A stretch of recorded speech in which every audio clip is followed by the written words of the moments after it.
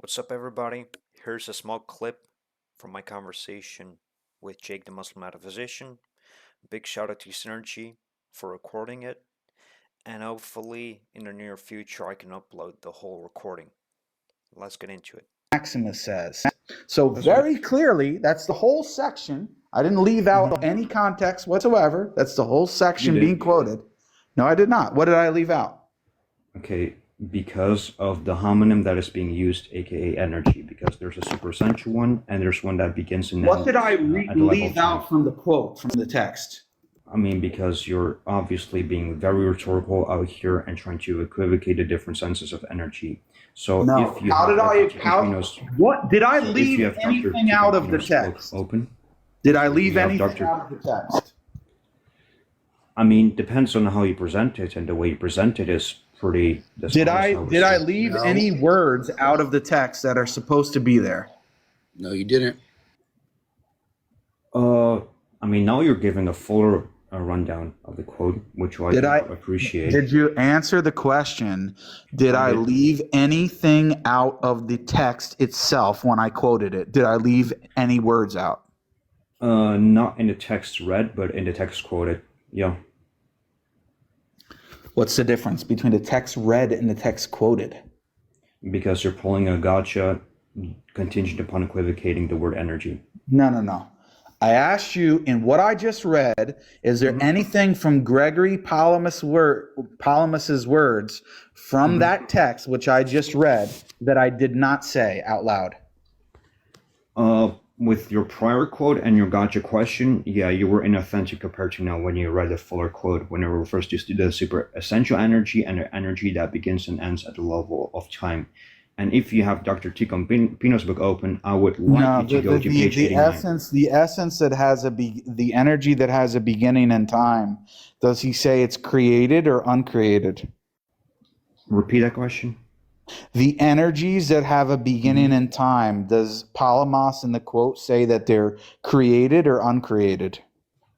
The underlying reality or energy taking, like creating, yeah, sure, that's uncreated. But the manifestation, or when it's visible, that's contingent. So it's a twofold reality. No, that's not what I asked. I said the energy itself, which has a beginning and time, is it created or uncreated? And now you're going to start equivocating. So I'm going to appeal to St. Palamas too. The energy which has a beginning and time, is it created or uncreated? Okay, so do you want me, St. Palamas, to explicate? I just want you to answer the question, and then you can expand. Okay, I can answer this question by reading St. Palamas, where he explains this. You can answer it by telling me, is it created or uncreated, and then you can expand from there. A false dichotomy based on equivocating the word energy. Okay, so what's the third option? Is it, if it's not created or uncreated, what's the third option? Because you're taking energy and energema under the same broad homonym energy. No, I'm not.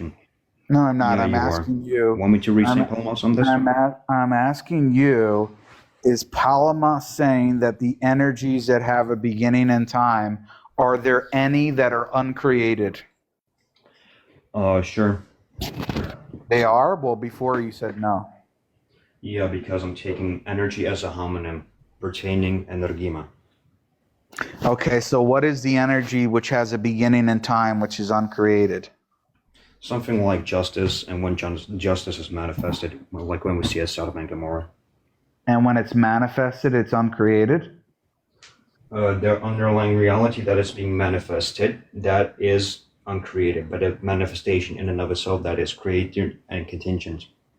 Is the energy something that has a beginning and time? Depends on what you pick out.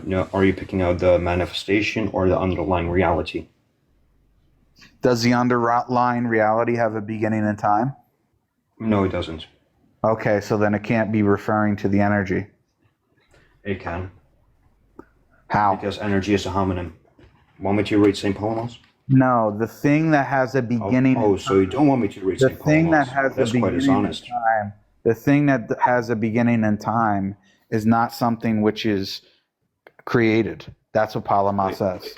Wait, so on the topic of St. Palamas, you don't want me to read St. Palamas? No, what I'm Would you like saying to to explain you the is, I question? just read to you, That Palamas. seems to be pretty I soft. just I mean, read I'm to you, gonna read him too. Palamas. I just Should read I to you, read him too? Palamas. I just read to you, Palamas, Then I'm where gonna read him too.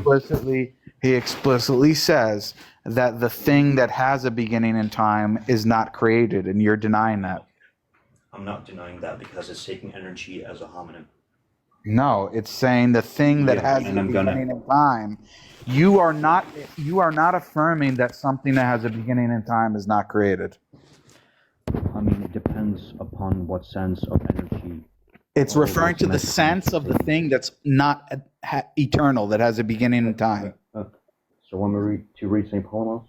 No, I just told you the I mean, thing you that is don't want me not to read. eternal, which has a beginning in time, is uncreated according to Palamas, and you deny that. Okay. Okay, so it depends upon the semantic range or energy that is All right, taking. speaking. I think we're done here. We can drop this clown. So you don't want me to read St. Palamas? We could get rid of him. And here are a couple of quotes in support of my position.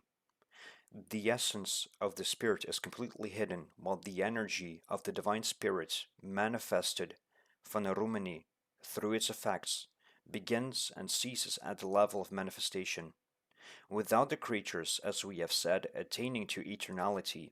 But the energy of God does not for this reason begin and cease unqualifiedly, for God, who is always active, has an unceasing energy, ever seeing all things and providing for all things.